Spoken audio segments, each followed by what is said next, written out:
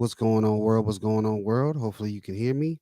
Sports Game Vision live sports night is back in the building in full effect. We are going to start the show right after this here.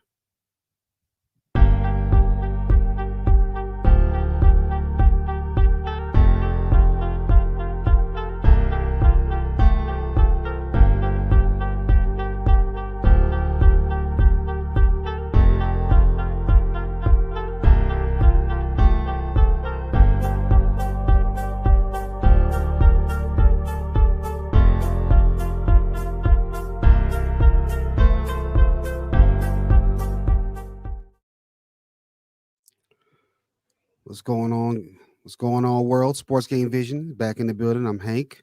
I got my guest here with me today, Yo, Evan Mitchell. I'm babysitting y'all. I'm sorry. I'm trying to do something that the Lakers aren't able to do, and that's protect the basketball. So I'm keeping this bad boy right beside me today. Shout out to Sports Game Vision, my brother Hank doing his thing. I see the numbers are growing. I see the subscribers are moving. So y'all are definitely in tune, man. Congratulations to you, Hank. You're doing your thing, man. Keep it pushing. I appreciate it, man. And I see Lakerland is back. We see that playback TV right there. Yeah, I'm give me a month. I know it might be the duration of the regular season, but give me a month and I'm trying to figure it out. So I'm working. I'm working just behind the scenes this month. All right. We're doing something on Lakerland tonight. Yeah, I'm definitely going to be streaming. I know it's late, but I'm going to be streaming the Lakers game tonight. So make sure if you guys want to see AD versus Wemby come through, get free VIP access, just go to playback.tv/Lakerland. We're going to be tuned in. Myself and Cole, we was locked in last night with the Lakers games. Lakers got a back-to-back. I don't know if LeBron is playing, but yeah, man, we might lock in tonight. So if y'all not doing nothing, pull up. Yeah, BC's supposed to play tonight. Okay, cool. Yeah, 10:30. We in the building. Possibly, if I don't fall asleep. That's the only thing about being a Lakers platform is I'm on the east side, and it's just I'm horrible. So I got to figure this out, but we'll get it. Yeah, I should be up myself, hopefully. But yeah, yesterday I was at never the know, man. You never know. Actually, to keep it real, not to take too much time of your show, I was already in bed before the game started. The game started last night, I think at 10:30. Yeah. I'm in bed at 9:30, bro. My kids woke me up. And then when they woke me up, I couldn't go back to sleep. So I just came downstairs and popped on the playback and was just watching the game. I wasn't trying to do a show, and then just, Cole popped up and we was just kicking it. But it was a good action though. So that's how we doing it right now. All right. Yeah. I guess we want to take some naps before we do them Laker games if we got time. Oh man, oh my God. I'm gonna figure it out. I'm gonna figure it out. But yeah, it's tough. You know what I'm saying? It's tough. I think maybe the majority of the content that I do on playback for Lakerland, it probably gonna have to be before the show. I'll probably always have Lakers streams, but I'm not gonna really try to gear no show towards, that nighttime. It's just too late for me to commit to. So everybody that's in the building is going to watch this later. He also has the regular channel, the Best of 7 Sports. Yeah, man. I'm doing some maintenance though. I'm again, Hank. I got so many different things going on. I'm just trying to put things in order. So, definitely subscribe to, like my brother just said, the Best of 7 Sports Talk on YouTube. I do be putting out daily content there as much as I can. But yeah, Lakerland will be in tune coming soon, y'all. Yes, sir. So subscribe to the Lakerland Show on YouTube. I'm sorry, Lakerland Show on YouTube. That's the name of the channel, Lakerland Show. Make sure y'all subscribe. Hank, I appreciate you. Let's get right into your show, G. I got you. Get the plugs in. And you know what I always do? Make sure everybody support the channels, the creators. We very much need it and appreciate it. And hit all those positive buttons. For sure. And as far as today is concerned, NBA is back. Yesterday, the NBA came back from its hiatus. Back in full effect. A lot of games. You sure the Lakers came back? They look like they were still off. Yeah. They're meeting a team that's on a bit of a hot streak themselves. And, LeBron's out. So it's kind of takes away some of your firepower as well. Yeah, but So my thing is this, Hank, and we've read this book so many times already this season. Winning or losing doesn't really define how I look at my team. It's the effort, and the poor effort on defense all night last night, the lack of communication, and once again Darvin Ham with his terrorist acts. It's just the same old problems that still has not been resolved. So I'm getting a little bit fed up. I would love to see what Cole had to say about it. I know he was going off. Oh man, yeah, we was Cole was disgusted with Darvin Ham. I'll say that. More than anything, Cole was being objective to the game because AD was playing well.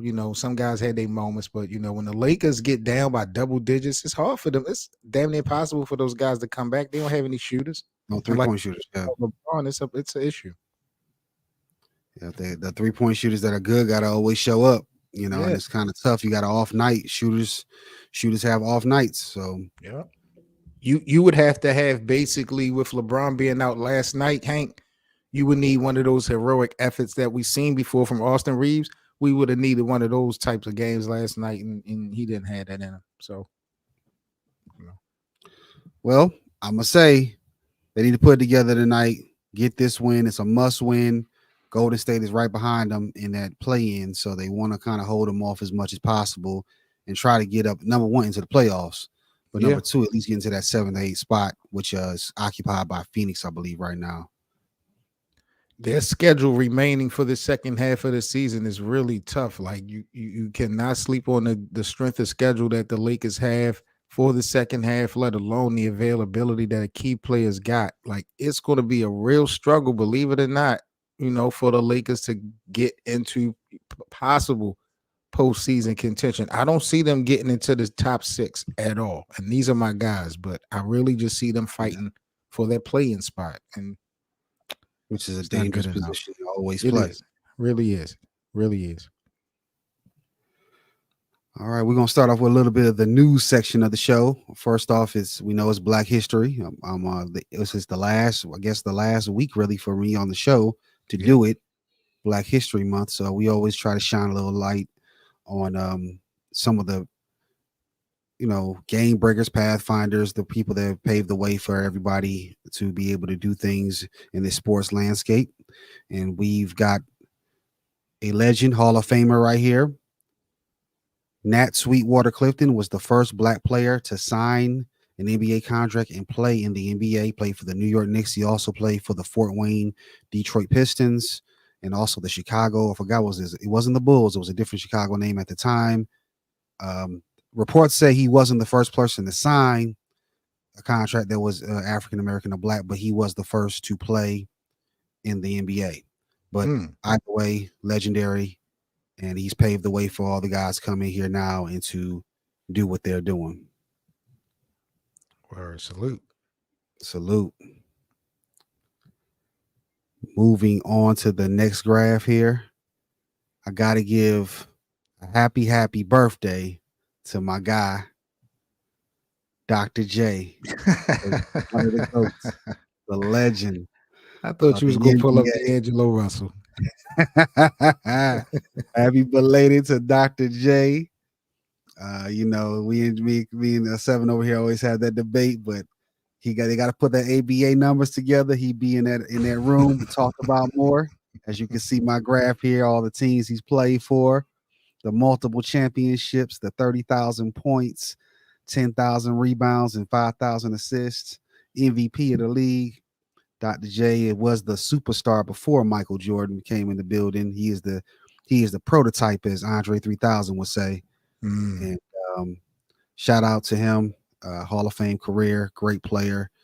And you know how I feel about it, Seven. Definitely need to combine them stats.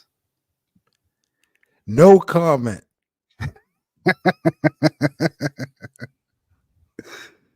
The next section of there is the game, sports game vision. So we're going to talk a little bit about the games. 2K is in a lawsuit right now for a class action lawsuit. People are suing them for their virtual points, those coins, saying that 2K is kind of ripping people off, shutting down the servers after they come out with new games.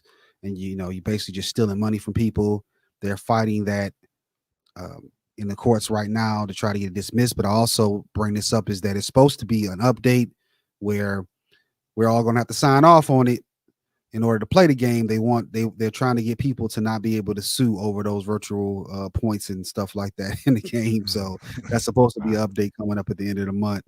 I'm probably, going to sign. I'm not going to sue, but still, it's kind of funny that they're going to come up with that update. I say all that to say, what's up, NBA Live? We need you back. Really? It's time to come on back. Bring the challenge to 2K. I think that your competition is always healthy, but 2K was that deal, and 7, it was. But hold up, NBA Live had his day. But the reality of it is, and I guess this is a personal question because everybody have different lenses at how they look at this. But what do you, in the video game, a basketball game specifically, what are you more interested in, the gameplay or the visuals? What's most important to you in a video game? Obviously. Gameplay. I want visuals too, but gameplay. So to me, 2K always was better at gameplay than live. What do we need live back for? Live could have given you some visuals, but 2K live was up there. He had his downfall. 2K is crazy. The only thing I want to say about this story is this just makes me so grateful that I'm so old school, bro. Like I play Madden, I play 2K. I got Grand Theft Auto. Those are the only 3 games I play. I'll play them all day, all night. But I don't do all that online game playing. Like I'm so old school. I just play against the computer all day, all night, building franchises and all that type of stuff. Like I'm so old school, and I'm so glad that I'm not so locked into all those new features and options. And now you're seeing people getting cheated and scammed and ripped off potentially. Like I'm so fortunate that I'm still an old school player, bro. It's crazy. I done got locked into that my player, and that's what some of those virtual points, those my player, same thing. You got a lot of points. It's addictive.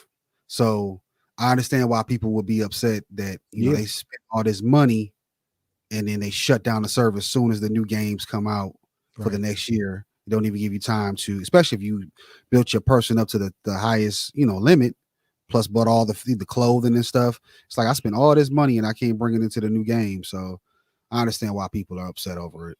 But yeah, with me, I'd like to just play online. Like I'll play a couple people and then I'll also do the simulations. So all I do is franchise mode. And I'm only playing with LeBron. I got my lock play on LeBron. I control LeBron James only. I let the rest of the Lakers go. I ain't gonna lie to you. I'm going with the person that got the best 3-point shot. Whoever shooting 30s. I gotta go with Steph or James or Trey. Oh, Steph, he give me the blues. Definitely. Yeah. Yeah, we keeping it in the same frame right now. I don't know if you've seen this. They're bringing this back. I know you played the football game. They're bringing back college football for EA, and they're gonna be actually paying some of the players. Not a lot of money, but they're gonna get some NIL money for this. Some of the schools are as well. But it's cool to see it come back. I'm waiting for them to bring this back though. That used to be my junk right there. The NCAA March Madness. Yeah, I was about to say I'd rather have college basketball come back first. To be honest though, I don't recall playing any of these games. I'm gonna be real with you. The last college game that I played was Coach K. Okay. And I don't know, I can't even remember what system that was on. But college football, I'm not a huge fan because I don't know a lot of players anymore. So, I probably will be more attracted. Even college basketball, I'm not really in tune with that much until we get to probably March Madness and tournament time. But, just because I'm such a basketball fan, I do want to see, some of these college guys in video games with their names, you know what I'm saying? Getting names are going to be on time. Yeah, I think that'll be good. Yep, and then of course the players not if they say that it's for the college football, sorry, because they're coming back. They said if the player doesn't agree, they're not going to be in the game and you won't be able to create them. So wow. But I'm glad for the football players. You know what I mean. Anything to put something in their pockets is a plus. I don't have no problem with it. Oh yeah, you see those are going to be the announcers. The college football announcers are actually going to be in the game. So that's going to be fire. That's Yeah. gonna be fire. And this could possibly attract more people to college football. So hopefully the ambiances around the game, attract players. I'll be looking forward to it. I might buy it. Yeah, like you said, you don't know. That's how I got into liking, even because I didn't like football at all. What made Okay. me like football was Madden, Joe Yeah. Montana, Yeah. Yep. um, and Quarterback Club. That got me into football.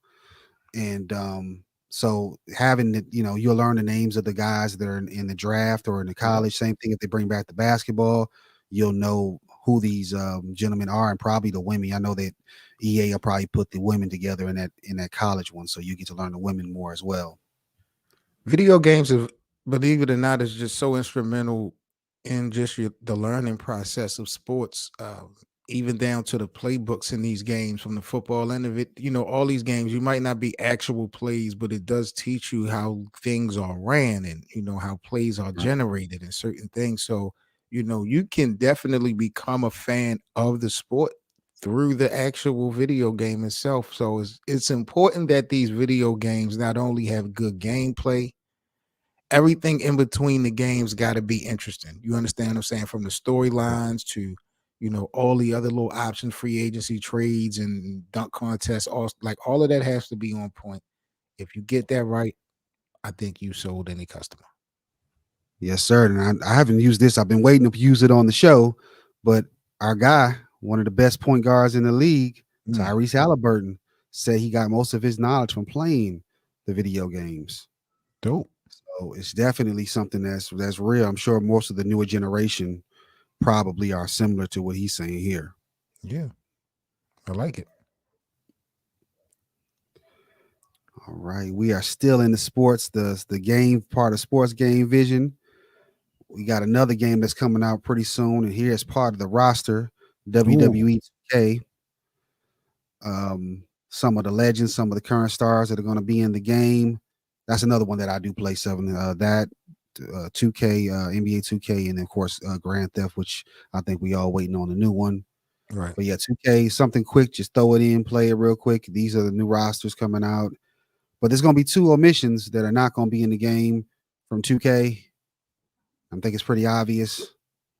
Vince McMahon will not be in it, and Brock Lesnar will also not be in the game. Mm, Brock is in the game, actually, that he's just hidden. They didn't have time to scrub him from the game itself.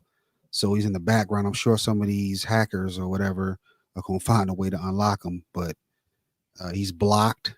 And depending on how Vince McMahon is able to get weasel his way out of this, they'll probably be able to get all their records, and they've deleted them from the video library from the opening of shows. Brock was supposed to be at some of the upcoming shows. He's not going to be there anymore. But I guess if Vince can beat some of these cases, they'll probably bring him back. That WWE is known for doing that, so we'll see what happens in the future here. But these gentlemen will not be in the game if you're looking to purchase the new one. I think it's in a month or so. wow. On to our next topic here. And this is news. Code ain't here. I was hoping Code would be part of this one. I know he's going to be excited. The GOAT is going to have her another MMA match. I think was not victorious in the first one, but she's going to have another one on Saturday at, I guess, the 164 weight. Uh, the women are the same thing, kind of like professional basketball. They don't make as much money as the men. So she tapped in on this side to get a little bit extra bag. But if she's successful, she can probably make a lot of money. Are you gonna tap in on the fight on Saturday, 7? Probably not, but this is, and I want to say we got to do something, but I really don't know what can be done. But this is terrible, bro. It really is. And I know this is going to be entertaining, and I don't want to take anything away from Claressa. The best of luck to her. Hopefully, Yeah. she, grows and levels up. What is it, the UFC? Or this just It's a MMA? not UFC. Pete, is it PFL, I believe? Okay.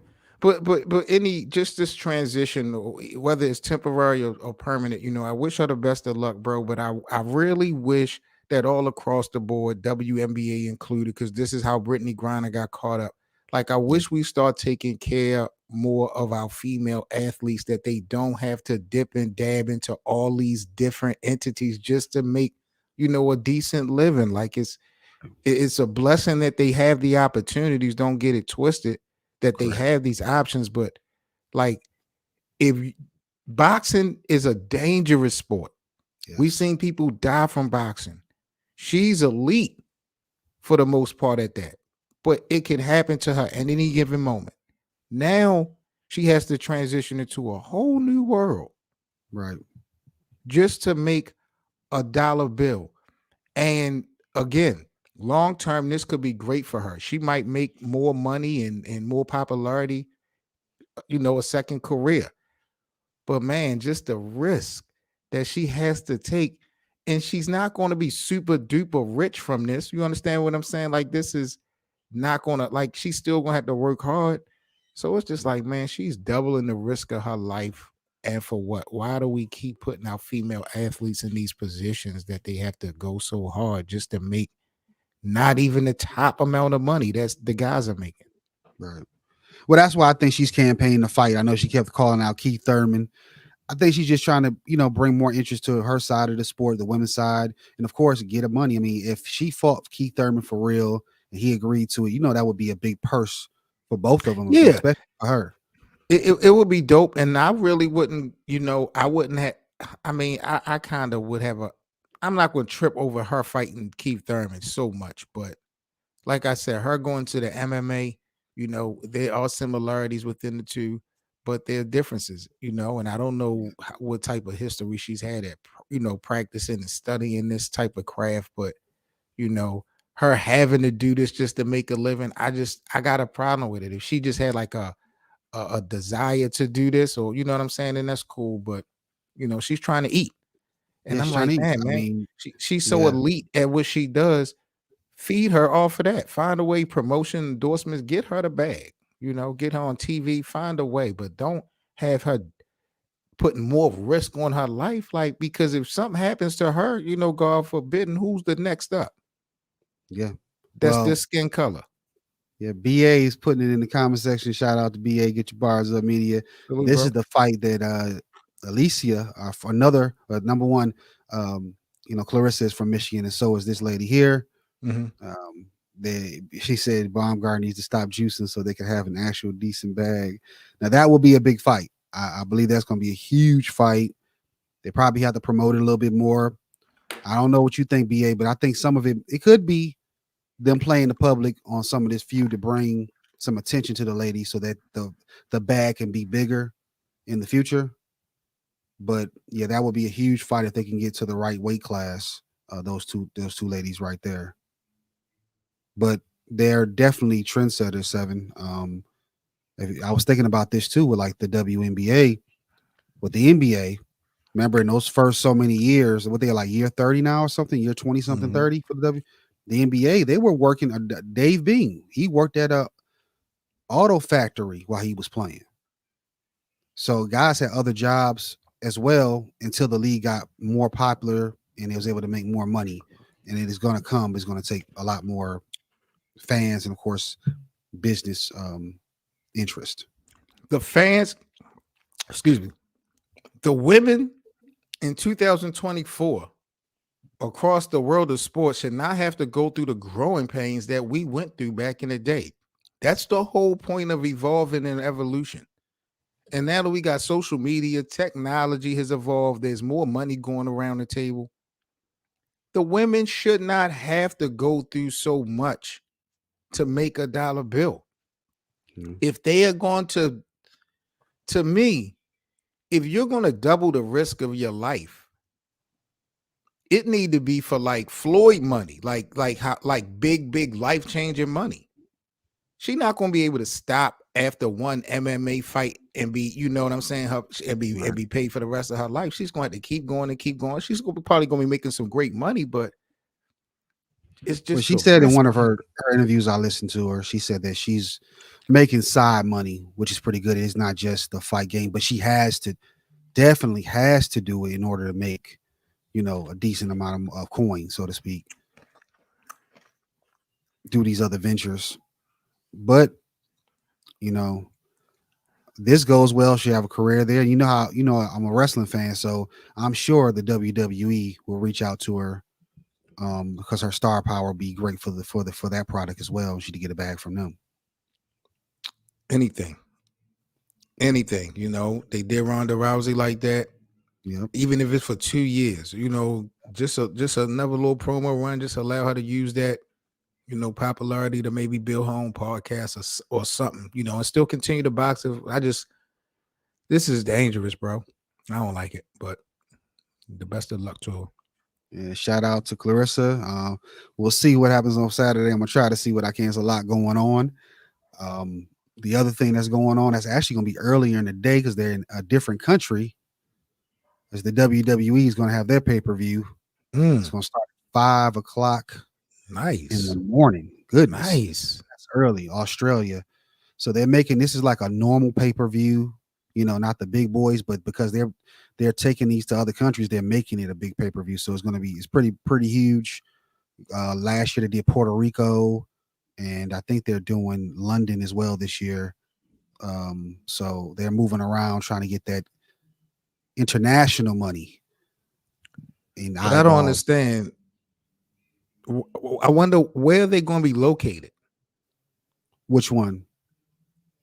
All of these is on one day. So No, it's just different times, different time zones, depending right. on where you. But look at the time zones. Yeah. You're not going to tell me that they are going to have live like people are going to be wrestling starting an event at 2 o'clock in the morning. I mean at 5 o'clock in the morning.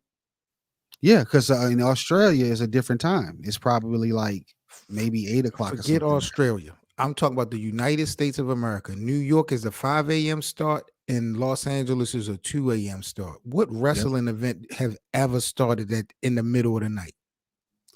Well, look, we're Americans. We've been so spoiled to have the main brand, the main company like our NBA or MLB or NFL is here. The WWE is the brand.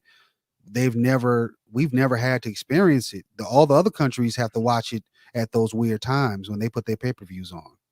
5 in the morning, 2 in the morning for a wrestling pay-per-view in the United States is weird, bro.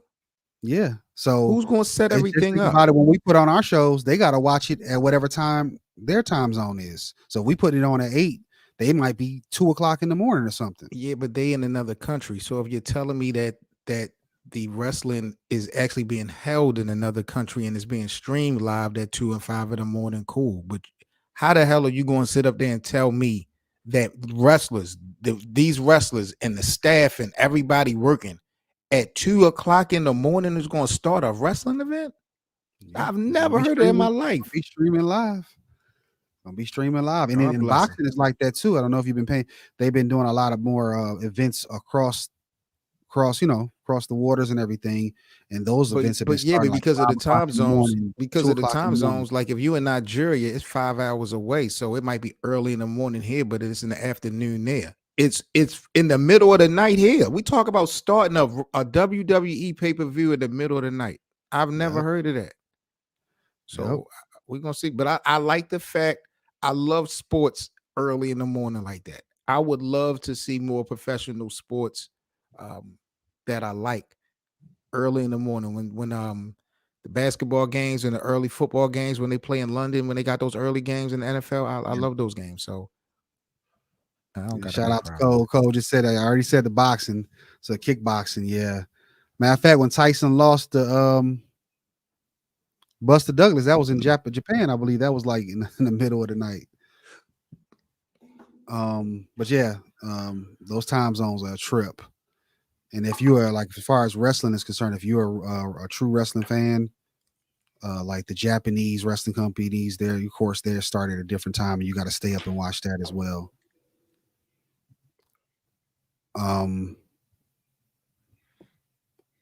We're gonna move on here with the show. We've got another topic. Hopefully, my brother is here, but this one caught me by surprise. I don't have the video, but it's kind of hilarious. Our guy got benched. Jordan Poole, the Wizards finally gave up on him on his play. He's having a very bad season. he's one of the guys that I thought was going to go and do something really great this year. We had my guy BA from Get Your Bars Up Media on here, and we discussed Revenge Tour. And as you can see on this graph, he was on it, and he's really the only one that's failing very, very miserably on that graph. Everyone else is kind of did pretty decent, but his is terrible, and he's gotten benched for it. And if you've seen that video last night, he came off the bench, got blocked in the game, and then threw it to the other team right away. So it's kind of, I don't know what they're going to do with Jordan Poole at the end of the year. It looks like they're going to have to move him somewhere. He needs to go to a veteran team that can help him. What do you think, I Seb? feel bad for him, man. I really do feel bad for Jordan Poole because this situation never was going to work. You talk about a revenge tour. In order for that to happen, he really needed to be in the Western Conference. He's not a guy that could take an Eastern Conference team somewhere to the promised land and potentially meet Golden State to get some ultimate revenge. So if you're talking about a sample size of 2 games in the regular season versus Golden State, then have at it. But if he was looking for true revenge, he would have had to been in the Western Conference. You come over in the Eastern Conference in a situation that in a culture, Washington is a decent coach as far as a city, but basketball, they're not really winning anything. So, it's a big transition from playing under Golden State, recently winning the title, now that you're with Washington. And I just don't think that he was just mentally in that space to move on with Washington. Because in reality, for the person that he is, you would think that Washington would have been a decent landing space for now for a couple years for him to, just build his profile, but just haven't worked, bro. So Yeah, I mean, if you go off vibes, that very first picture when he got traded, he looked sad. yeah, He was real miserable.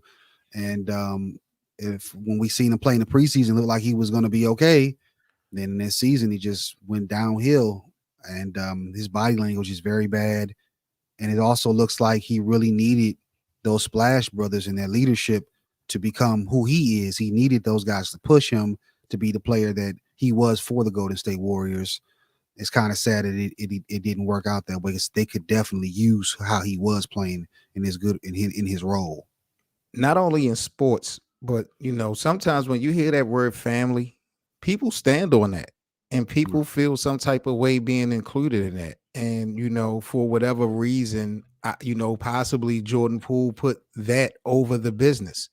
And he got the harsh reality that it's business over everything, especially for a guy like Jordan Poole. So, I think he just got a reality check, and he wound up in the place that he couldn't immediately win or immediately impact the tournament to winners.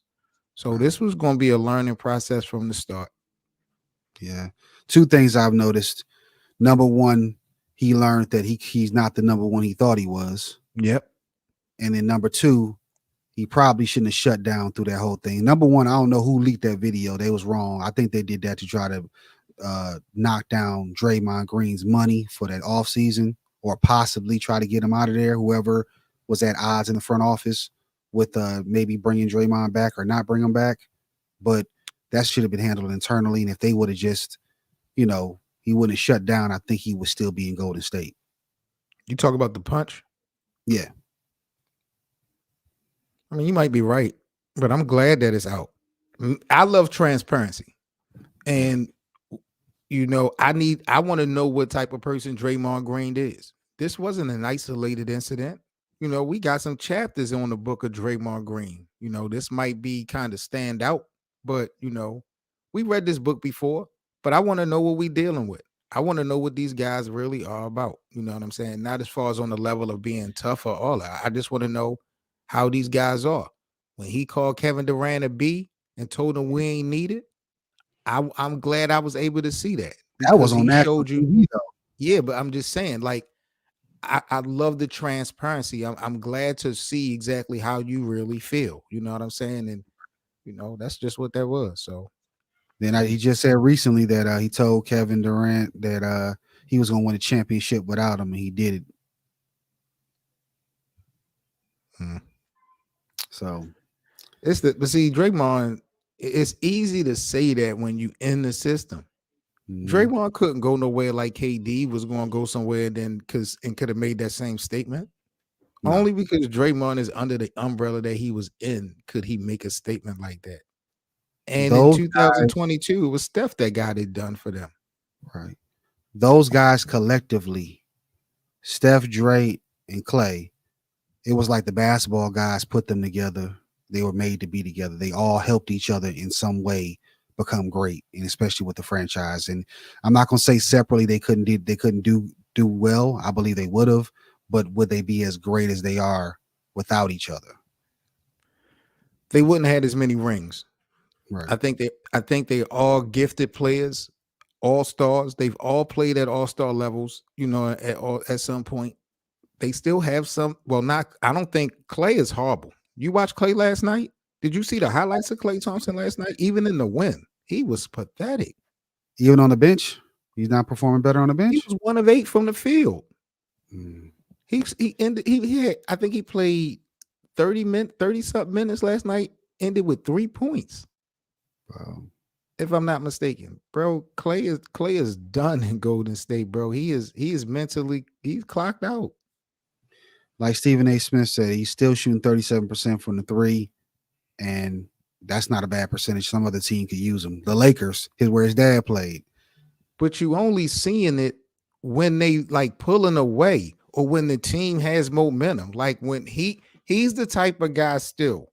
If the Golden State Warriors are on a run and they giving it to you and they, scoring back-to-back baskets, he putting daggers in your heart. He can spread that lead a little bit more. Like he one of them guys. But just like when you need it, he ain't been hitting them baskets. So I don't know, bro. Klay looks very iffy to me. Maybe a change of scenery. We don't know what's going to happen. Definitely going to be a change of scenery if he wants that big bag. I don't think they're going to give him a huge bag. He's going to have to take the hometown discount. He can forget about that, bro. He if I'm not mistaken, if you recall, he had turned down a 2-year, $40 million contract last season, the extension. He bet on himself, and I'm not mad at any player that bets on themselves, but he turned down that $40 million last year, and I don't even believe that he's worth half of that right now. Yeah, his name alone, I think, will give him that money. I think he'll still get somewhere close to that, but he's not getting the other money he was thinking of. I don't believe that's going to happen. I don't believe that's how the NBA is paying nowadays. I don't believe they're paying you off of what you've done. Klay, do you think Klay Thompson is worth $20 million a year?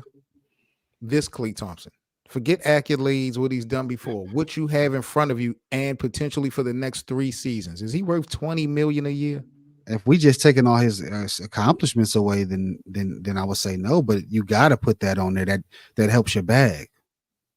It's still attached on there at some point. The veteran money, that's going to be on there. It helps your arguing point. It means nothing to me as the person that's about to purchase this product. I don't care about your accolades if the last 2, 3, 4 years. I'm not paying you based off of that. That's like maybe Golden State might want to pay him off of history, which I think will be foolish. But if they want to do it, cool, because they built the history with him. Yeah. Another franchise over the summer in free agency, giving him max money, or not so much max money, but giving him 20, 30 million a year. The only reason why I wouldn't have a problem with it, because there's other guards that I believe Klay is better than in the league that's getting 20, $25 million a year. So because of the market value of the NBA, you can give him the money. But Klay don't deserve to be no $20 million a year man no more. That's a dub. And of course, the yesterday's money is not today's money. Like 20 million is like 10 million now, because it's small. That's the only thing. You look at the market value of the NBA. That's the only reason why he would get it past to me. Yeah, everything's going up. It's gonna go up again this summer when Tatum get his money. He gonna what did his teammate get? Like Jalen got 3. Jalen got 3. I can't remember. It's something huge. Jayson's gonna get even more than that. Jayson said he's the best player in the league. Yeah, I seen that. What do you think about it? What do you mean what I think about it? It's ridiculous. It's blasphemous. It's ridiculous. I watched some footage on Jayson Tatum the other night, man. Jayson Tatum better get it together. Well, he's saying he feels he's getting, what's the word?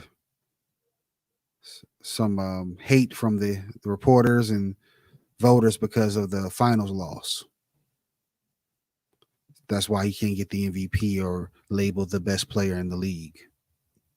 because it was so bad.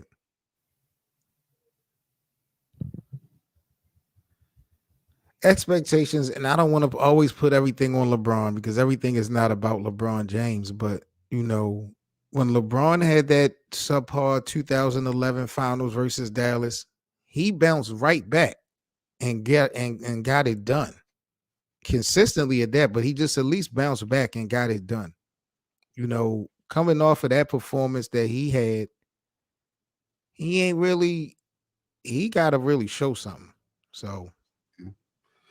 He's one of the faces. He's gonna have to take it to be the face of the league because he got people coming behind him. Yeah, that might take it from him, like Anthony Edwards. Luka's still there. Wemby's right behind. Ja's not gonna. They're not gonna push him, but of course he's gonna do something. But yeah, he's got a lot of people that's gonna be trying to get that slot, so he's gonna have to push to get it. What do you think about this report here from our childhood team, the No Bull Tour? Scottie Pippen, Horace Grant, Luc Longley, they're overseas. I forgot which country it is, but basically talking about that documentary, what it was like to play for the Bulls, and kind of probably, I guess, going against everything that documentary said that they felt was wrong with Michael Jordan. What do you think about it? This is corny. This is goofy, and they chasing it. They really are. Like I like the idea of hearing their thoughts and their opinions on this, but this is old news for real, and this is only just a. I mean, they going to probably get some money from it, so I'm not hating on them. But just as far as my opinion, they don't need to go on no damn tour to be explaining and crying about what they did or did not like about the damn documentary of The Last Dance. They really could have been put that out there, but this is a nice little strategic thing that somebody obviously came up with, not them.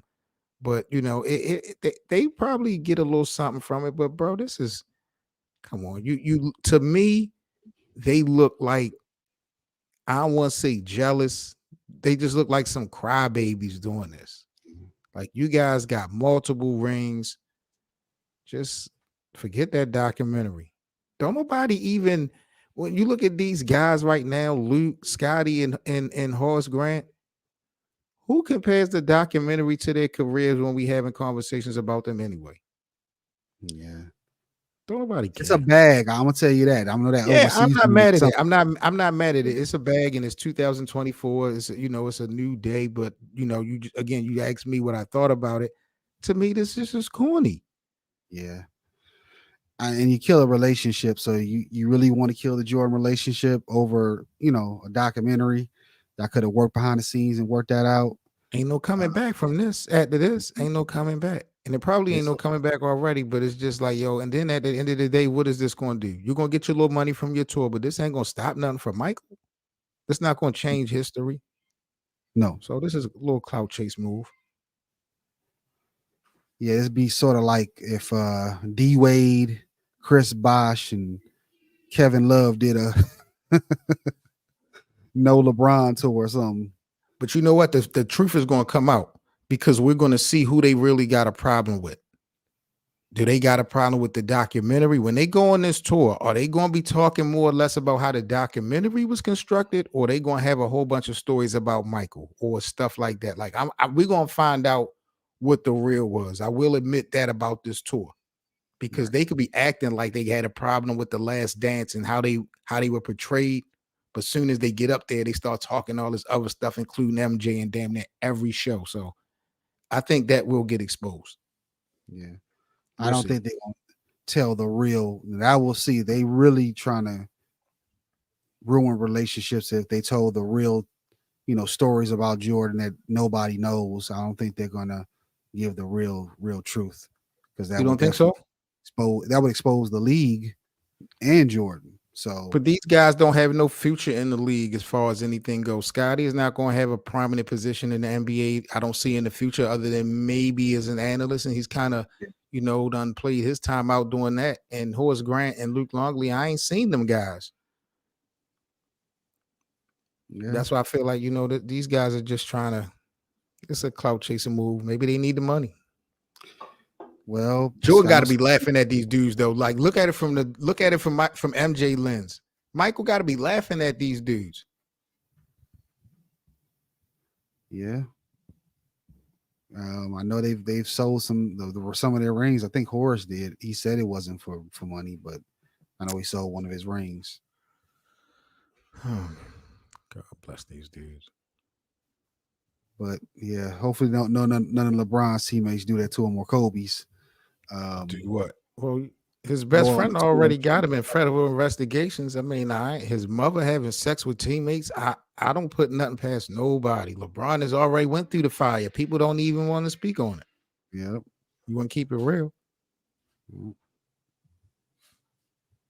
Let's see what we got here. Moving to the next topic. Yeah. My boy exposed the truth. I told Cole time and time again, all season at the beginning, Tyrese is not better than Damian Lillard. Haven't I been saying that, Hank? Have I not been saying that, Hank? Have I not been saying it, Hank? You've been saying it, but this is for the All-Star game. They did pretty well. No, I'm not gonna let you do that. You're trying to minimize what my see, and then the disrespectful part is this was in Indiana. This was in the backyard. Dame comes in Indiana, wins the 3-point contest, which I predicted, which y'all kind of was like, what? He handled that business and then turn around the next day and get MVP, bro. Really? It wasn't like Haliburton didn't have a good game now. Did he have enough game?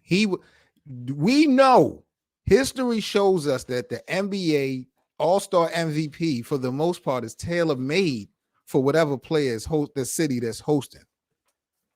So, and he started off hot. He scored like 15 points in like a minute and 32 seconds. He was cooking. So I don't want to hear no excuses. Dame, you see what Cole got to say? Done. I don't care what Cole got to say. I'm not even going to look at that comment section. You know what I'm looking at? Those visuals in front of me. That's all that matters. Yeah, the great weekend as far as the whole overall weekend for the NBA All-Star game. Most viewed over all of their socials, 11.6 in unique users on the Turner broadcasting networks. And I think it was 5.5 million viewers in the game itself, which was up from last year. But they definitely got to fix the game part of it.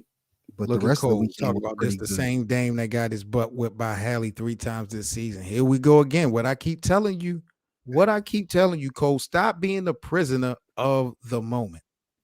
Damian Lillard is identified and defined by Dame time. That means clutch. That means when it matters the most. Them little first half regular season games when we're having a conversation about ranking these point guards, this is what I kept saying. It doesn't mean nothing. You can't tell me after 20 and 40 games that a guy who wasn't in the top 3 is now in the top 3 at point guard. Like, that's ridiculous. Y'all was trying to stand on that so much. Soon as the in-season tournament happened, came up short when they counted the most in the finals. Then outside, then coming out of that, he struggled. Now they got Siakam. He's injured too. He was injured. Look, man, you got a lot of excuses, and I don't need them right now. They're not doing that great in Milwaukee now. He's not shooting like he usually shoot. He's struggling. Is Milwaukee doing better than Indiana? Yeah, they got a better record. They got a better record. Did Dame go in Indiana and win a 3-point contest in the All-Star MVP? That's all I want to know. You said the what? Did Dame go into Indiana in Tyrese backyard and win a 3-point contest in the All-Star MVP? Yeah, he did. And also the East won the game, which Tyrese was part of it. Remember, he scored 15 straight points. He helped set that off. And he won a skills competition. He got a trophy for that. With help in the skills competition. Dame won the 3-point contest like I predicted. and the All-Star MVP, unlike anybody predicted. Get that man his props, Hank. You being a hater like Cole. Nah. Just like I predicted Matt McClung would get his championship in the dunk contest. That was a robbery. No, that wasn't a That robbery. Jaylen Brown was robbed, bro. He was robbed. I saw a dunk last night. Cole tried to dispute it. I saw a dunk last night. Who was it? Was it Malik Monk? Somebody had a slam dunk last night when the game was almost over or just about over that would have beat that Matt McClung weak dunk. How you gonna get this man a 50 for jumping over Shaq when we seen somebody earlier in the contest jump over Shaq? Like, that's corny, bogus. Nah, they tried to give it. That's the only thing I was worried about with the JB was that they was gonna give him the competition just because he's an all-star and he's a star where he's going against a G leaguer. But I do appreciate that he participated in. I don't know if you saw it. He said he'll run it back. He got robbed. He should have won it.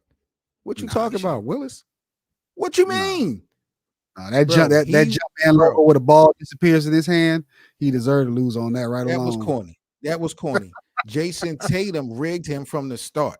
He messed everything up from the start. Jaylen Brown had to get it back. So he shouldn't even have been in the final round. And he made it in the final round and got beat by some tenths of, come on, man. No. And he was hitting his first dunks.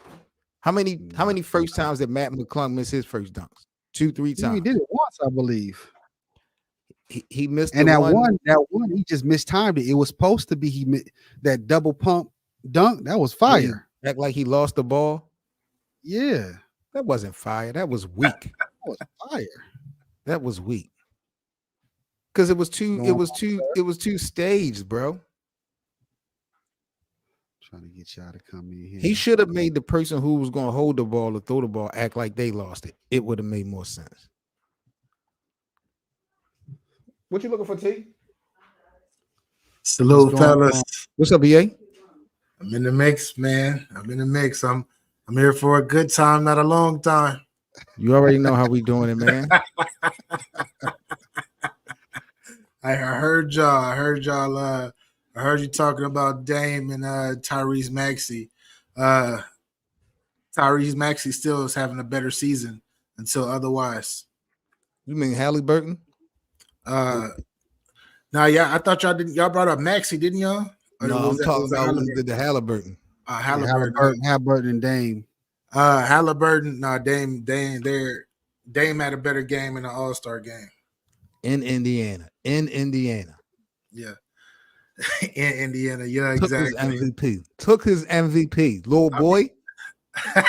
Where you at, Cole? Where you at? But hey, no. He hit 5 threes in a row. 15 points in a minute, 32 seconds. And then he just stopped shooting the ball. Quarter. A dude who we be crediting for assisting the basketball. This is how he get the game cooking. And Dame still take it from him. On the same team.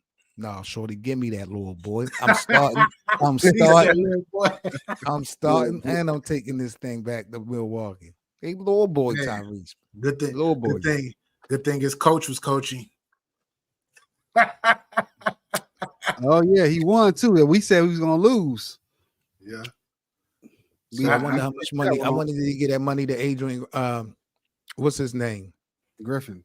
Yeah. I wonder did he kick that bread out? I think he sent some of that money to his son for defending him versus JJ Redick. He gets on my nerves. He is such a hater. He's a LeBron hater. He's just a hater. I don't even know what he on TV for.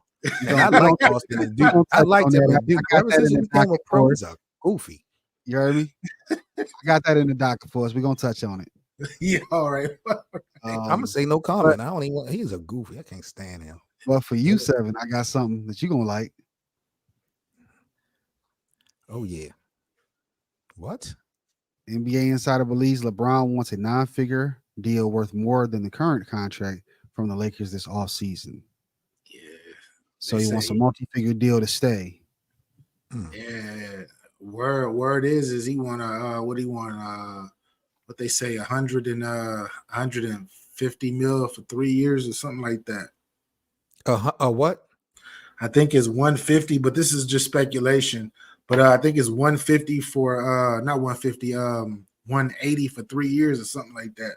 It's like something crazy. It's like something crazy. Me to approve that goes back to the conversation of Klay Thompson. What are you paying LeBron that much money for? My thing about it is, as a LeBron fan, he should get whatever he wants. I don't care about the price tag. Give that man whatever he wants. What I don't understand is, as smart of a guy as he is, why would he want that? Why would he ask for X amount of dollars knowing that you're not going to be able to build anything? We talked about this already, Seven. We talk about this every week. He You don't care. He don't care. He don't care about That's winning. bogus. I don't believe you know what, BA Kobe didn't care either. He felt he should get paid the max dollars. Yeah, exactly. But I give you that. Kobe was like, man, go ahead, man. I'm wearing down. Let me go ahead and get my bread. That's exactly what LeBron is on. He ended up following them footsteps. Huh? Yeah, you know, Kobe was talking about his market value and how these owners try to, you know, get over. What year was this though? This was near the end of his career. He was talking about it, but he was saying that he won all his money after he tore his Achilles. Kobe tore his Achilles in 2013. That summer, because he didn't play in the playoffs, he ended up signing. His deal was eligible for extension, and since he tore his Achilles and he thought he was gonna come back and do whatever, he went ahead and got that extra, however much it was. He extended that contract. Yeah.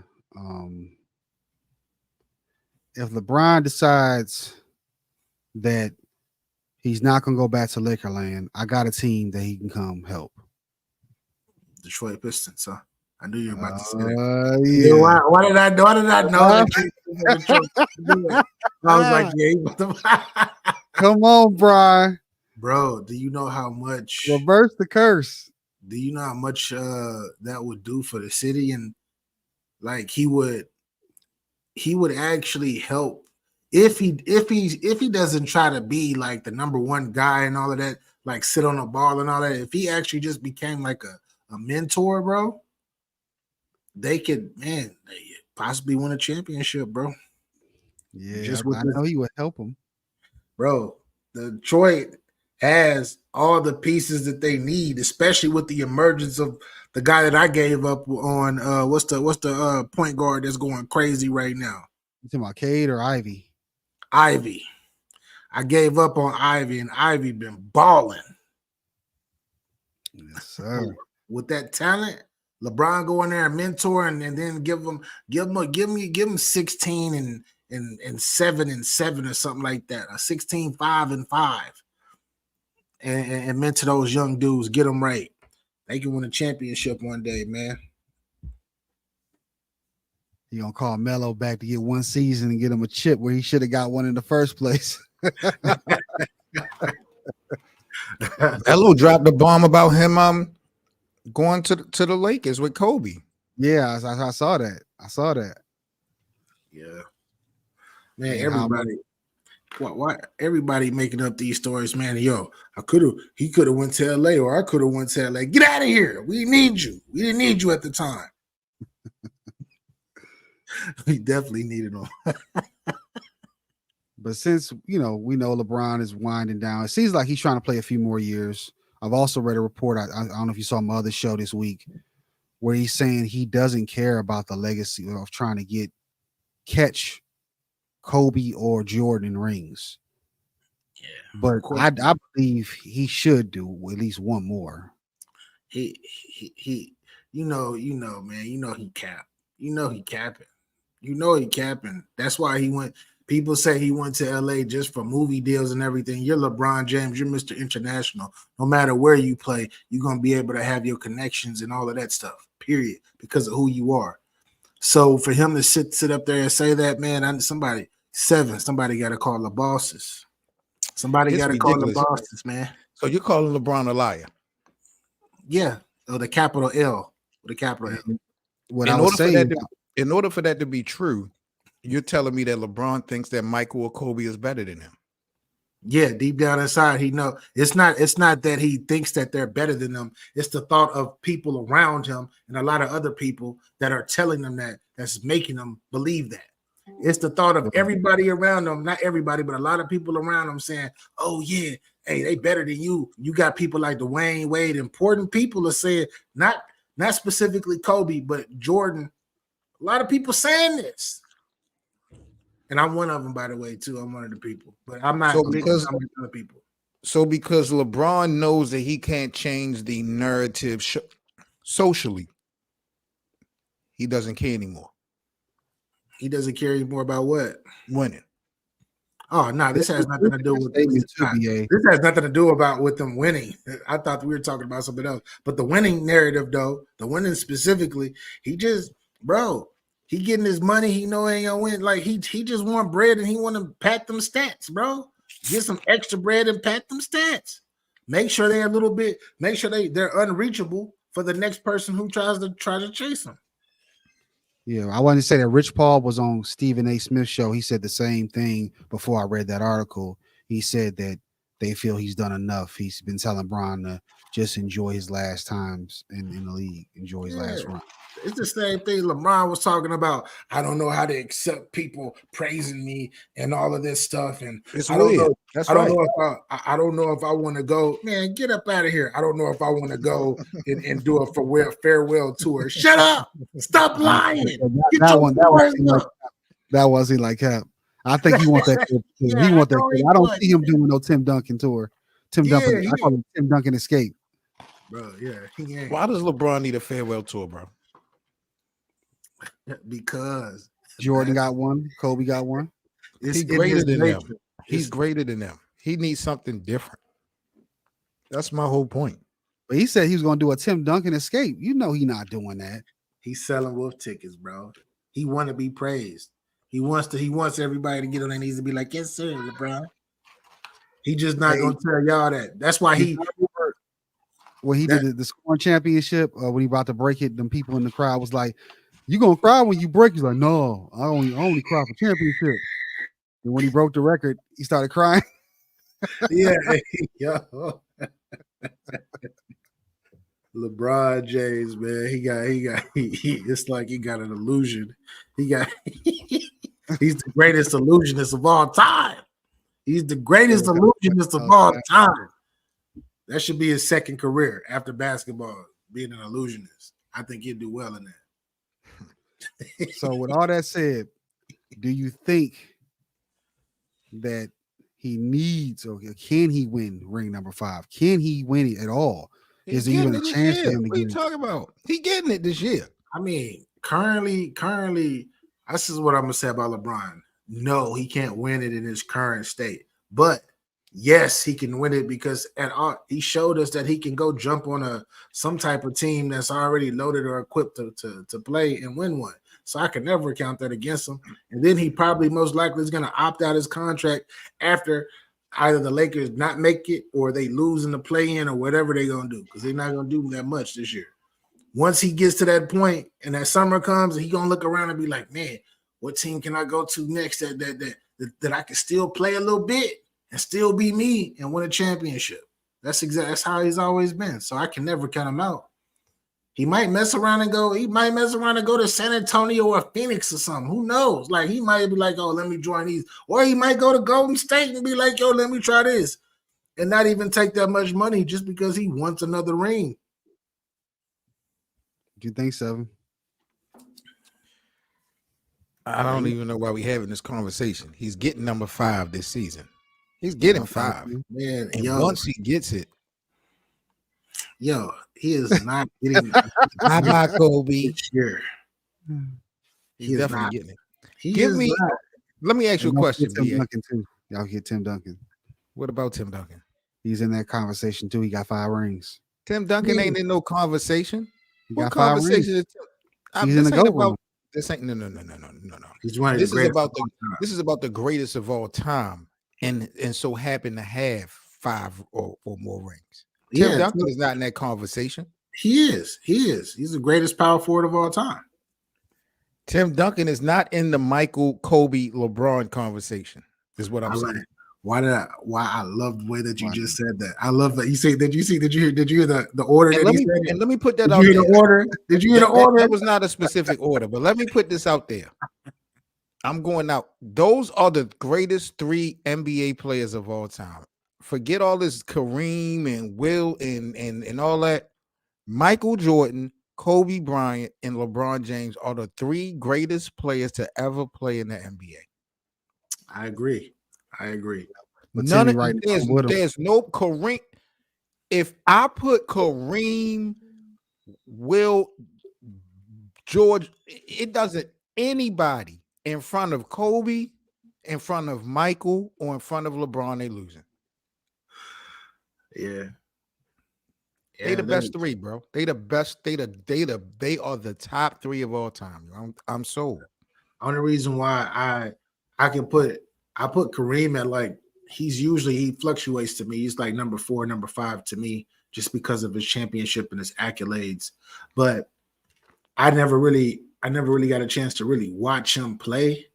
Right. And I've watched LeBron, I've watched Michael Jordan, I watched Kobe Bryant. Like I've watched these guys play. And to me, they are the 3 greatest players that I've ever witnessed in my lifetime. To me, personally. Kareem's resume is unreal. You want to argue Kareem's resume is greater than Kobe? Fine. If I'm watching Kobe versus Kareem, Kobe's going to win that. Kobe's going to win that. And don't if forget those guys take a skills challenge, Kobe's going to win that. Yeah. Nah, yo. Kobe, Michael, LeBron, yo. That's it, yo. They're the top 3 of all time to me. Yeah.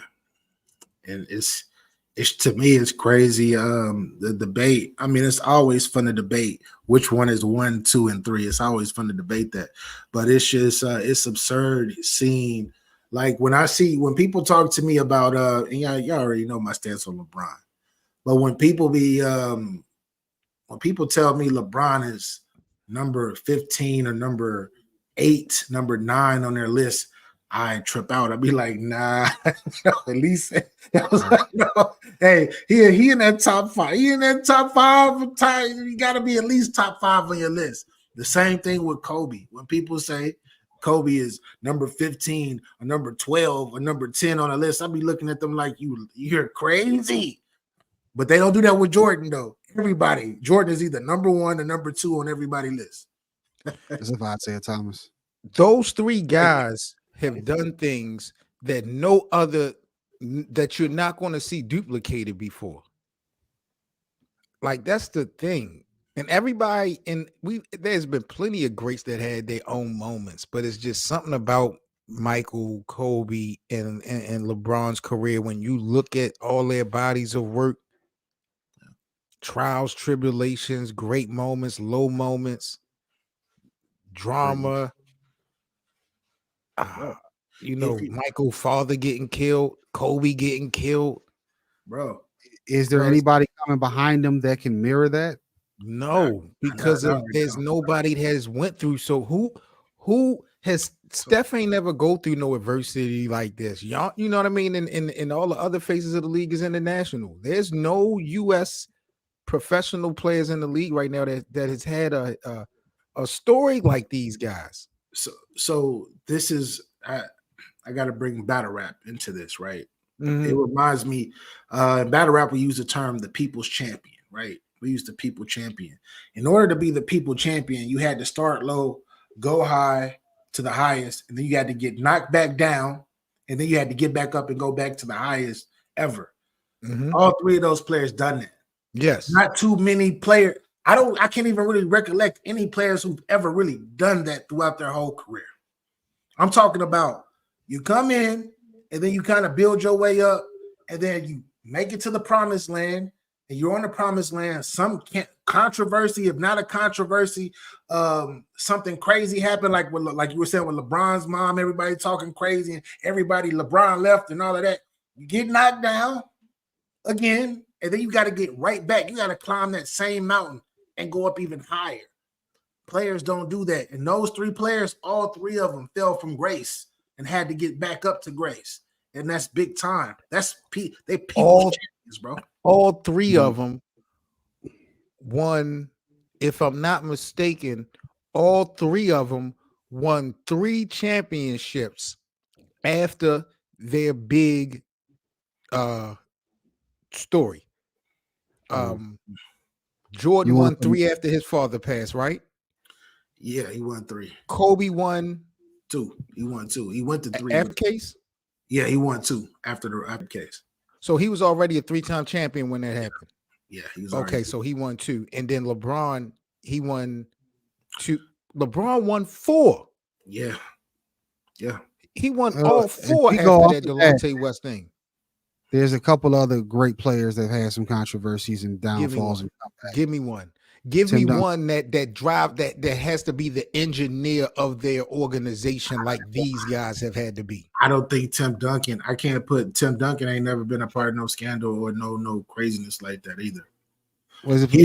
He's always been like Tim Duncan has always been loved. He's always been kind. I'm talking about like the basketball team not doing well. They went to the bottom and came back and won another championship. Oh, okay. Yeah. Same thing with Magic Johnson. Tragic Johnson came back. But he started off winning in he won the finals as a rookie. Yeah, but he went through that, and of course Dr. J, who we talked about earlier. I could put them into the conversation. I could definitely put them into the conversation, but none of those stories were as crazy as those 3 gentlemen that we named prior. Yeah. That's why you all can look those stories, and not to cut you off, BA, all 3 of those stories could literally change all those guys' career. Michael could have quit after 3 after losing his father. Kobe could have got convicted, went to prison. Yeah. Then LeBron, this is your teammate. Like, I don't even know how you in the finals, and the media is reporting it. Like, I don't even know how you mentally LeBron could have lost it mentally, and he could have turned into Carmelo Anthony, been a great player to never win. Or could have took it so personal, he didn't go back to Cleveland.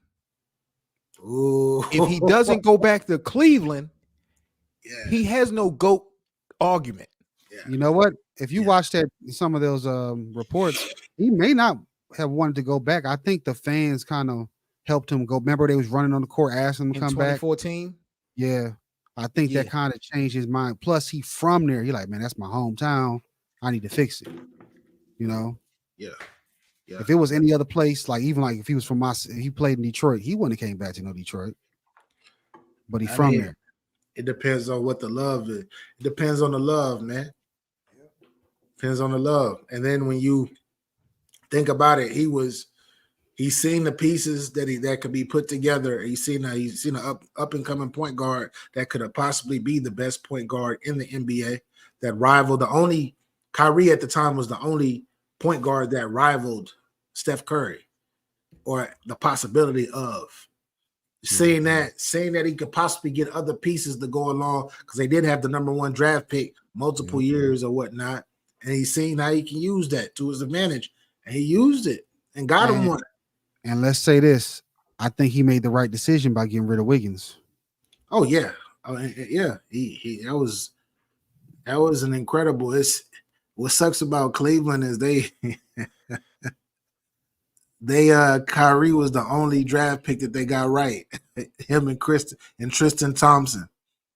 Those were the only 2 draft picks they got right. Yeah, Dion was good. He just had too much trouble going on. Dion him and Kyrie in that backcourt were horrible. They were horrible together. He was a good player though. He showed it in Miami with his potential, what it could have been.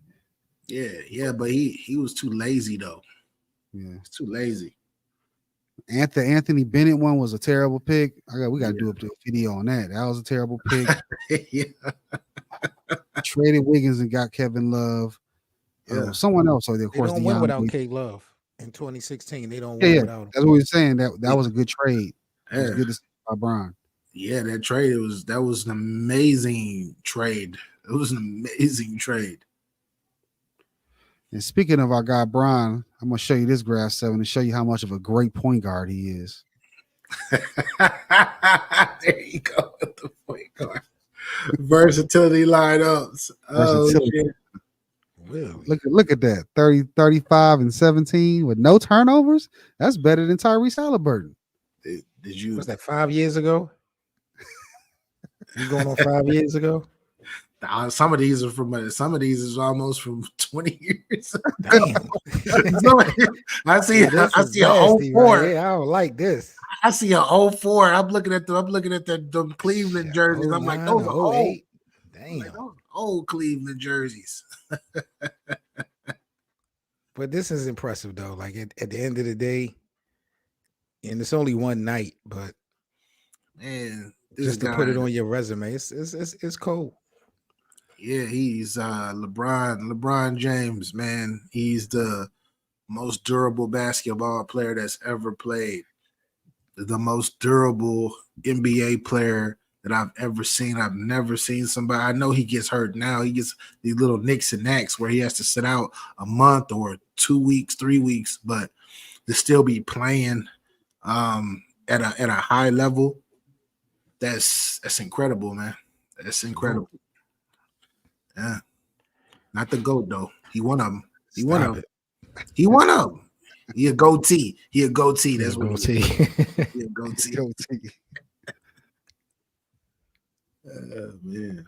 Yeah, so I got something for you fellas, but especially you, BA. Oh. Let's pull this up right here. Woo! Woo! So this is gonna be bananas. I can't wait. This gonna be crazy. Yo! Everybody gonna be telling on themselves on this show. It's gonna be crazy, bro. This gonna Joy be crazy. Taylor and what's her name? Taylor Rooks. Yeah. Joy Taylor and Taylor Rooks are gonna have a show together coming out podcast. This podcast gonna be crazy, bro. You talking about that chocolate and vanilla? Oh my god, bro! Whew, I had to take a deep breath. So it's gonna be cool. Hank sent this to me. I never got a chance to really reply. I seen it, and I just had to put the fire emoji when he sent it because this is amazing. This right here, bro. Joy Taylor and Taylor Rooks, man, the two Taylors, they got it. They got it, bro. Yeah. What was that song? What was the old school song? You got it. Yeah, exactly. Yeah. Facts. They both man, they know it too. Look how they looking at the camera. They know what's gonna happen. Them players gonna be telling every secret. They know the man. My fault here. It's when it comes to them specifically, these two ladies, man. Like you can get rid of what's her name? What's the young girl that be tripping, that be hating? I forgot her name. Maria, is it Maria? Not Maria Taylor. I mean, not her. She's dope. And she does football. What's the girl that's on ESPN right now? That took Rachel Nichols' spot. Are you talking about? Yeah, she's I forgot her. Yeah, you know what I'm talking about. Yeah, you can get rid of her. And hey, let Taylor Rooks come through there. Let Taylor Rooks. Everybody gonna be like, this show, bro. Oh, this is gonna be one of them ones. Fire. One of them ones. Yeah. They gonna be saying, don't get me wrong. I love me some Joy Taylor, but I hate her takes. I really dislike her takes. She act like she knows stuff, but it doesn't sound like she knows. But she's pretty good and healthy to look at, though. I can definitely look at her, though. Might not like her takes, but I can definitely look at her, though. When is that show dropping, by the way? So my fault. Malika Andrews. Andrews. That's yeah, exactly. Mm-hmm. Malika, y'all can have Malika. It's hard to be mad at her, but the takes she be giving sometimes be making you mad. Like, why? Bro, she just be disrespecting. It's like she has a thing with black men in particular. I don't think she likes black men like that, bro. And it ain't even like I ain't talking about being hot for black men, like wanting to date, but she just be disrespecting men of color. And that gets on my nerves. and she goes out of her way to do it. I don't know if it's because of ESPN has her on this, be having her on these type of missions or whatnot, but I just don't like it, bro. I don't like it. Yes, sir. Yeah, I never hear Taylor Rooks or Joy Taylor go out of their way to talk about somebody of color. They talk about everybody if you messing up. And they not bringing up no type of allegations or speculations and all of that. They bringing up facts. Yeah, from what I see on this paperwork here, it's going to be March the 6th. Oh, yeah, all platforms, YouTube, anywhere you can get your podcast, your podcast from. They'll be dropping that, and all the players are going to be cheesing from ear to ear and telling all the drama. Oh man, yeah, that's salute to Club Shay Shay, because Club Shay Shay got everybody reignited in this podcast game on YouTube specifically. Yep. Yeah. Shout out to YouTube. Thanks. Hey, that's right now. We appreciate you. Trust me. Shouts out to Gil's Arena. Oh yeah, that's like that is my favorite sports show to watch. As far as an NBA players commentary, these other shows, no disrespect, these other shows I tune in here and there, but to watch Ken, what's my guy, Rashad McCants, Brandon Jennings, and all of them with Gilbert Arenas. It's dope. Lexi. Now I'm not gonna lie to you. I miss what you call it being there. Her energy was good for that show when it wasn't negative, and she was fun. She was yeah. fun. You know what I'm talking about. Husband used to play for the Dolphins. I forgot his name, but they from Florida. I know the one that got into it with Rashad, but she was but she was like when they was jonesing with each other, it was fit perfect. Bro, she still is.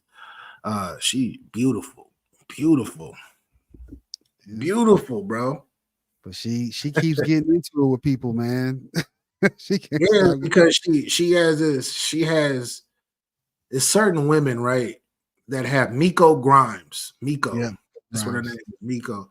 It's certain women who got this, like, they got this thing on their show. Like when they're in a room full of testosterone and they are sports players themselves and all of that. Unlike Lexi cool. She speaks up for herself, and I love me some Lexi. Shout out to Lexi. Shout out to her deal because she about to sign with the LA Sparks. I didn't know that. You know who her dad is, right? Who? D Brown. The D Brown? Yeah. What? I know that. Oh, that's at least that's what the internet says. I could be wrong. I can kind of see the facial features though. Yeah, I could be wrong. So if anyone sees this, I might be wrong. But when it comes to women like Miko Grimes, they have this complex. It's too much testosterone in here. I'm a woman, and even when you're not looking down on them, they're gonna feel like you're looking down on them. Right. And that's how she roll. And to me, that's a horrible, insecure type trait to have. But who am I? It is what I don't know what she's been through. I can see her energy going there, especially when she get that can and woman in her. Yeah, she probably can go off. But when she was like level, it was perfect because her and she's like the female Gilbert Arenas in some way. Outrageous takes and everything, bro. And I'm looking at her, and I loved her dynamic, but when her and Rashad McCants got into it. And then she got into a Brandon Jennings too. So yeah, then she like, yo, getting beat up and all of that. And I'm like, Brandon, we're talking to people who are still multi-millionaires sitting on the couch with you. They don't care about you like that to the point where they want to get you beat up for real. But it is what it is. It is what it is. Yeah. That show is a really good show. I do like it. That became my favorite ones out of all of them. I used to watch. I still watch it. JJ's show a lot. We're gonna talk about him in a second, actually. And what's his name? There was another What was the other podcast that was out before? You got see. There's a whole bunch of podcasts, bro. I like Podcast P. Yeah, you got show. I don't really like. I watch Podcast P. I watch Shaq. Shaq got the podcast too. Yep. The big podcast, He which rebranded. which is dope. Patrick Beverley, he actually got a dope podcast as well. All of them are good. But you know why Gil's Arenas, you know why I like them? Because I feel like I'm with the guys. Like they remind me of being with the guys. Patrick Beverley and them, they can't really talk about what they really want to talk about the way that they want to talk about it because they still in the league. Except for JJ, but JJ is still connected with ESPN and all these other people. Gilbert and all of them. But JJ not gonna talk like that. I think he's kind of a basketball snob in some ways. Oh, if you really listen to him. Yeah, well, the subject that you're about to bring up proves why he's a snob. Yeah, like we're gonna talk about it. He's like, I like watching him, and he's informative, is good, but I think that he comes off. Everybody's not gonna be analytical all the time. You know, they want to break from that. It's okay. You can do both. He has the same. It's ironic that him and Austin Rivers both said they piece, but they both essentially are. There, it's the you can tell it's the Duke Blue Devil in them, bro. It's the Duke. It's the Duke. That's the Dookie. That's them. Blue Devil. Yeah, the only person, bro. It's only been one relaxed Duke Blue Devil that I can recall that does this, and that's Grant Hill. He the only person that just be chilling. My guy. All of that. Yeah, yo, guy, that's it. Everybody else that went to Duke and get on this microphone and talk, they be doing a little too much. Yeah. We gonna get into it. First, let's crack into this. I was hoping Seven would stayed on. He had to jump off for a minute. Shout out to Seven Mitchell, Best of Seven Sports Talk in Lakerland. He might join back, but if not, go subscribe to his channels and support it. But I got this for you. Bleacher Report named Kobe Bryant the best player of the decade of the 2000s, and you can see his accolades there. What is your thoughts on it? He had a great decade right there. Yeah, he has to be, man. He won 5 championships in 10 years. He was it's not even close. It's not even close. Well, Tim Duncan is right there. I'd say Tim Duncan is right there, but Kobe was the best player without a doubt in the 2000s. That's why when people say, I be hearing people say LeBron James was the best player in the 2000s. I hear people say people like Allen Iverson, and I be hearing so many different names, and I even heard KG, and I'm just like, Kobe owned the 2000s, bro. It was about the Lakers, with Shaq and post Shaq. Kobe is the greatest player of the 2000s, 100%, hands down. Yeah, all those guys have their case as far as, they're great players, but as far as overall numbers and body of work, it's very hard to take it away from Kobe, including Timmy, because Timmy didn't have 5 championships in that decade, so he had 2 or 3 of them. Kobe, he had 2. He had 2 in that decade because he got one in 99. He got one in 98. His second year in the league, he got one. But Kobe Bryant got 5 chips. The Lakers went to the NBA Finals 6 times in 10 years, bro. Can you fathom that, bro? 10 times. 6 times in 10 years. You know the other Laker that did that? Magic? Yep. In the 80s, right? Yep. Yeah. He was I know people going to talk about Jordan, but Magic in the 80s you could say he was the best player in the 80s. Him and Bird, they were the best too. And I don't even think Bird is always going to be number 2 just because Magic won more. Yeah, he won 3 chips. Didn't they win? Yeah, Boston won 3 and went like 5 times, I think, or something like that. Yeah. Bird won 3, Magic got 5. Yeah, he won 5 and 9 or 10 years or whatever. Yeah, 5 and 10. He won 5 championships in 10 years, and went 7 times. No, he won 9 times. I went 9. Oh shit. See. Well, no. He went because he went once in the 90s though too. 90s. Okay, Yeah, he went once in the 90s. But yeah, well, whatever it is, it was a lot. Out of 10 years, think about it, bro. 10 years, bro. That's a decade. For you to make it that far in a decade, that's big time. Similar to LeBron. Like LeBron to me in the 2010s might like. Yeah, I know you got Steph, but no, LeBron. Steph didn't do what he did. I mean, he won. Yeah. He got more.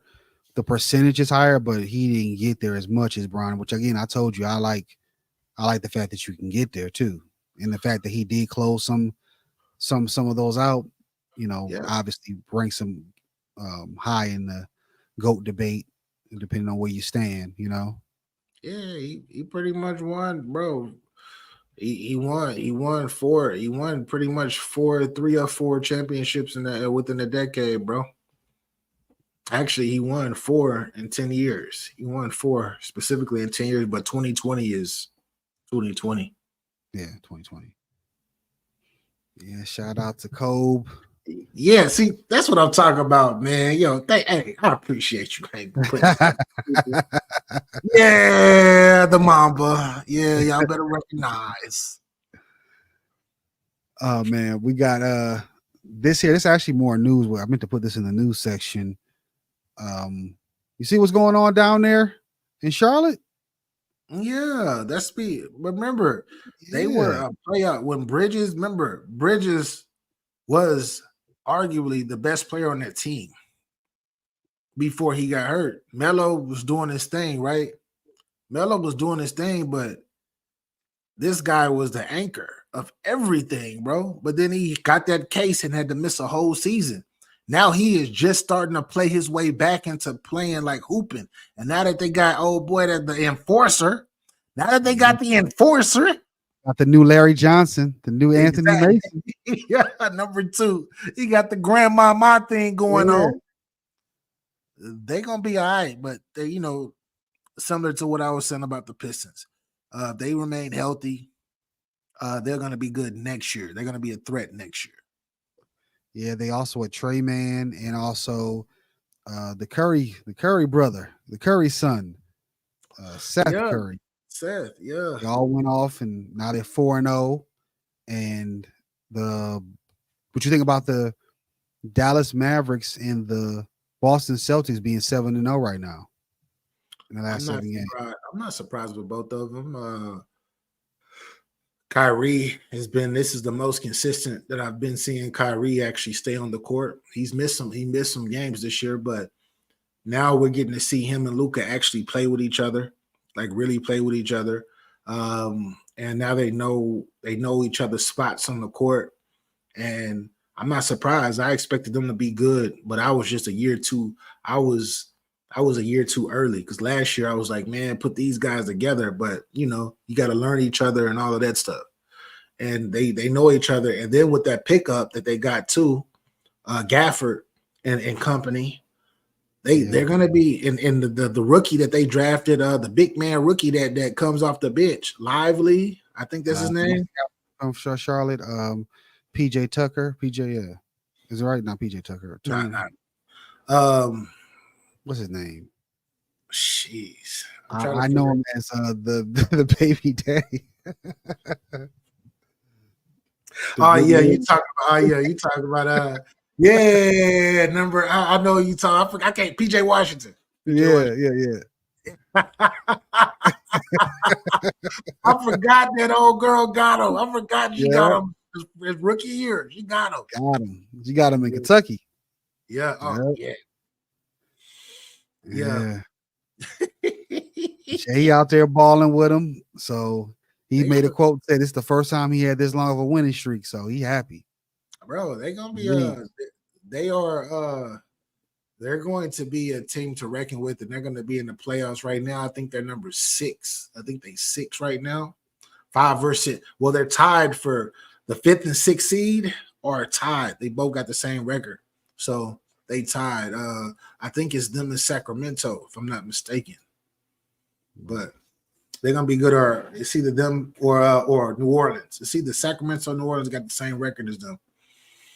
But they winning, bro. They winning. I expect big things from them, though. I expect big things from them. Yeah, I think Charlotte might be able to make some type of a push. I'm really, they got that rookie with Brandon Miller. Yeah, he gonna be good next year because he showed flashes of what he can be. He's shown them flashes, but he ran into a rookie wall like his like in December is when he started tripping after that. But he getting through it though. He getting through it. They're definitely too far to the bottom. Probably they'd have to win all their games. They're 14-41. Yeah, exactly. They're not going to be there. They are one of them teams that next year they're going to be one of those teams that fight and can be really, really good. And I'm looking at the standings right now. Yeah, Mavs are the matter of fact, it's the 7th, it's the 6th, 7th, and 8th. Oh, right. They're tied 33 and 23. And the Lakers, they blew that game last night, but Golden State is looking really good since they put what's his name on the bench. Yeah, Klay Thompson and Looney too. They moved Looney to the bench as well. Yeah, Looney, yeah. He's more of a bench player anyway. Yeah, but he's been a starter the last couple of years, a starting big man and all of that stuff. They went total ever since Draymond came back, they went small ball. And they've been beating everybody. They've been beating a lot of teams, should I say, playing small ball. Yeah, because was it Kuminga is I'm not saying his name right. Kuminga. Yeah.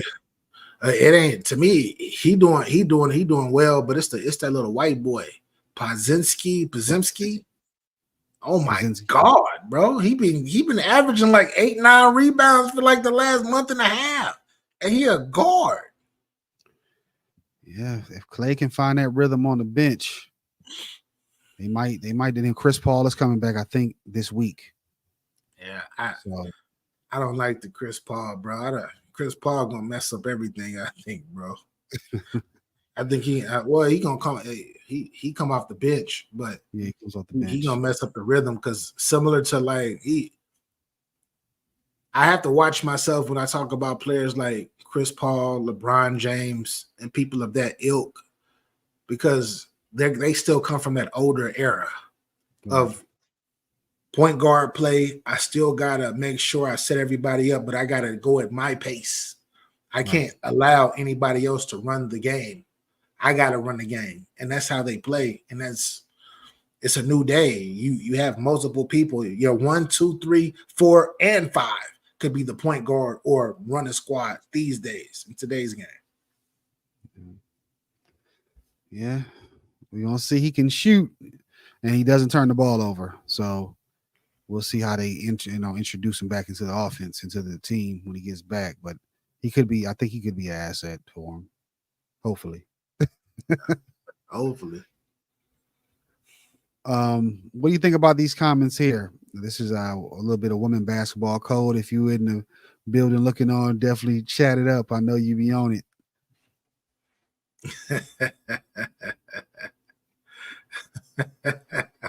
I've seen Diana Taurasi. I've seen Breanna Stewart championships. That's how great we measure greatness, Jay Williams. Yeah, I mean, I don't getting backlash for it. That's why I'm bringing it up, because you say anything negative about the women's game, you're going to get the backlash. Man, I know people are, bro. That's the thing about what people won't say about Diana Taurasi and Breanna Stewart. They were on loaded teams, bro. They were great. Don't get me wrong, they're great players. Some of the greatest. But they had squads, bro. They had squads. Caitlyn, she got a good team, a solid team, but not like those though.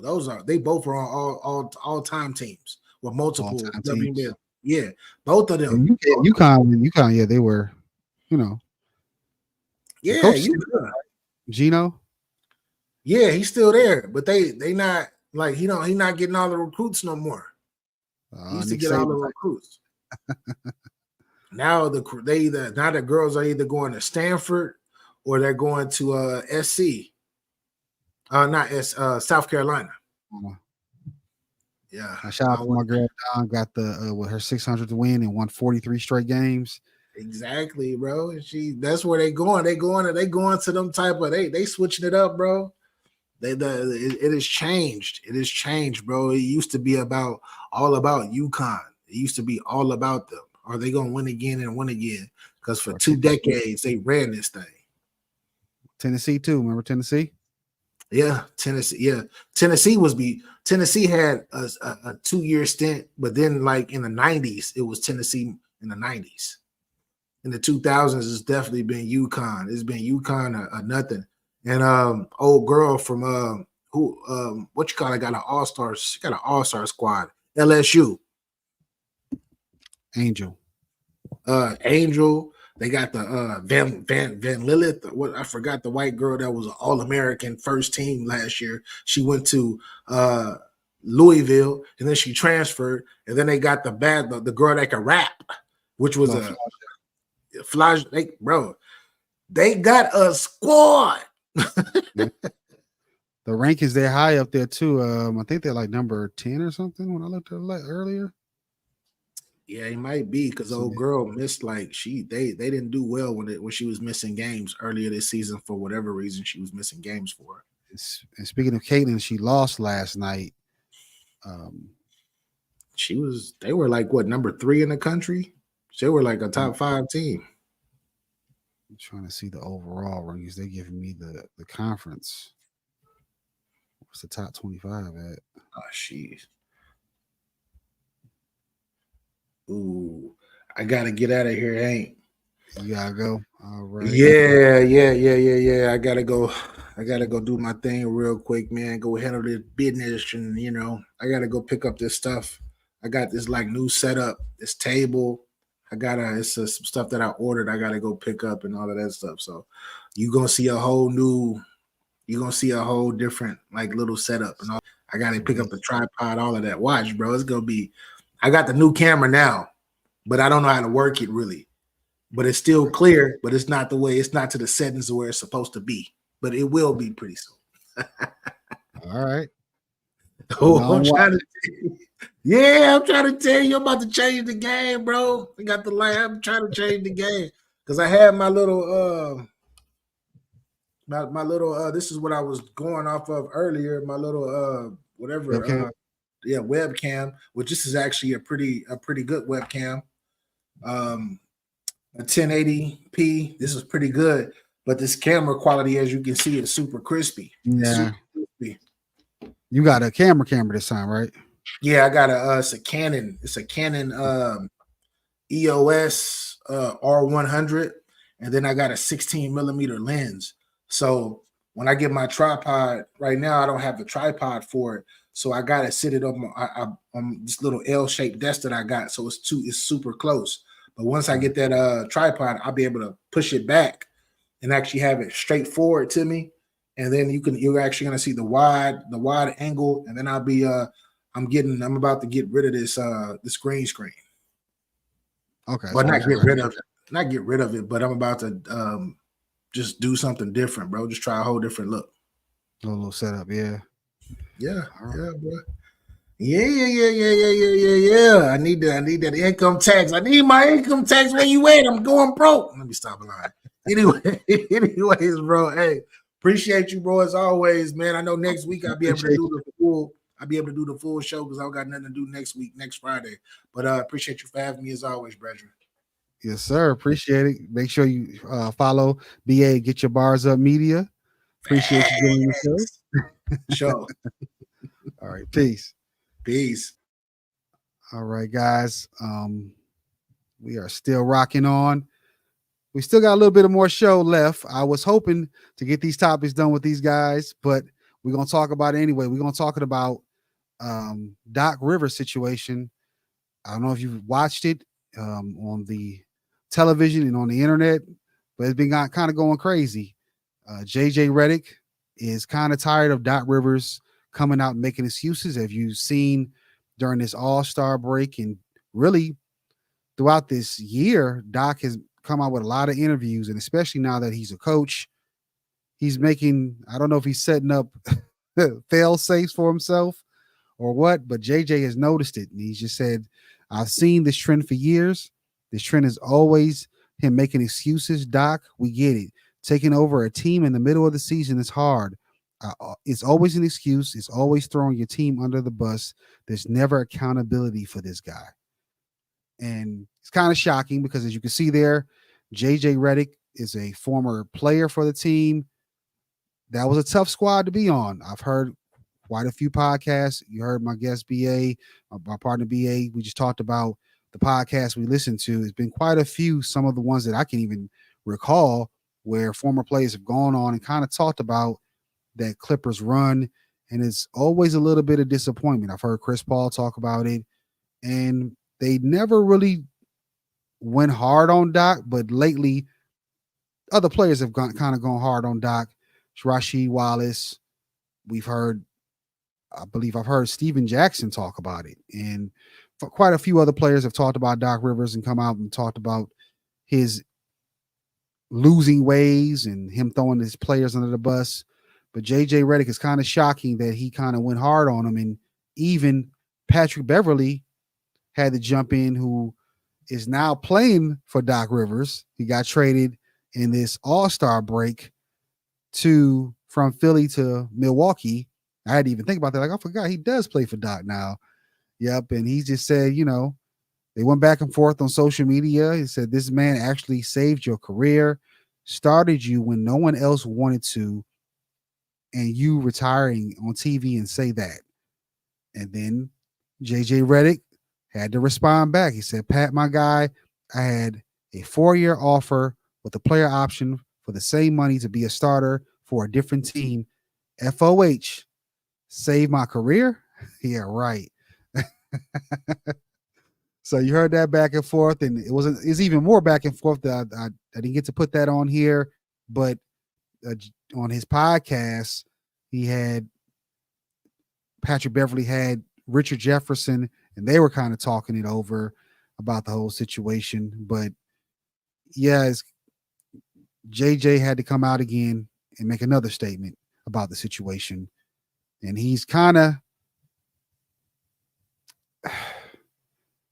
both sides of the fence. He's saying that he breaks down basketball games, and I'll read the quote for you. I can do a video on my podcast where I break down the last 9 games the Pelicans have used Zion Williamson as a primary ball handler. 54,000 views on YouTube, which is great. I would take that. But I want to call out a coach yesterday. Oh, that gets tens of millions of engagement. That's the ecosystem we live in. So do fans actually want to be educated or not? JJ Redick. So JJ Redick, we want both. I want you to break the game down. You're a vet. You're a professional. You're a good player in this league. And you should have way more knowledge than I have. So of course we want to get your knowledge and your wisdom. But we also want the other stuff. We want you to talk about why guys are playing bad. You want to hear you go off sometimes and give your true feelings about things, kind of unfiltered. So you can do both. It doesn't have to be one or the other. You don't have to be, well, I can only do the analytical, the statistics, and the, what they call it now, like the Moneyball type stuff for the NBA, where you're breaking down all the stats and trying to, data mine players and data mine the game, or just even break it down X's and O's. You don't only have to do that. You can also talk about the other takes, the hot takes. And if you don't want to do it, why are you on First Take in the first place? And that's another thing that Nick Wright is talking about. I totally understand folks who aren't in to televised sports discussion debate. It's not for everyone. I will never understand someone who is incredibly wealthy, opts into working in the space, and then simply uses that platform to complain about how useless, dumb the space is. Exactly. You don't have to go on First Take. You can find another show to go on. I believe even NBA Today does a better job probably of breaking down the game than First Take with Stephen A. Smith and Mad Dog Russo. So, and of course, his own show, he breaks down things. So, might as well do that than complain about giving hot takes. But you can do both. You can absolutely do both.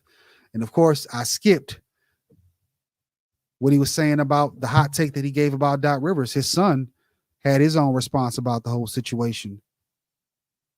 Your best years in the NBA when you played for him and the Clippers. I don't know if there's frustration there. I know a lot of times we had to sit you toward the end of the game due to the defensive reasons.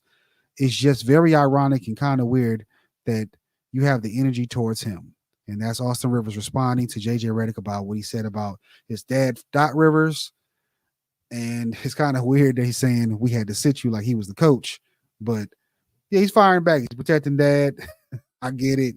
Even though I heard that they don't have the greatest relationship, it's still his dad. And I remember when he made that move to keep Austin Rivers on the team, he saved his son's career in a lot of ways because we don't know if other teams were going to pick him up or anything like that after it seemed like people kept releasing him and trading him. So he saved his son's career.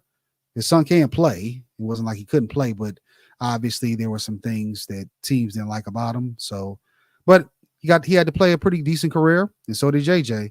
And I guess he's taking offense to what he's saying about his dad, and he's going to protect him. So is Patrick Beverley, who is again played with Doc in LA and is also playing for him again here in Milwaukee. So he's definitely going to make sure he keeps that situation together.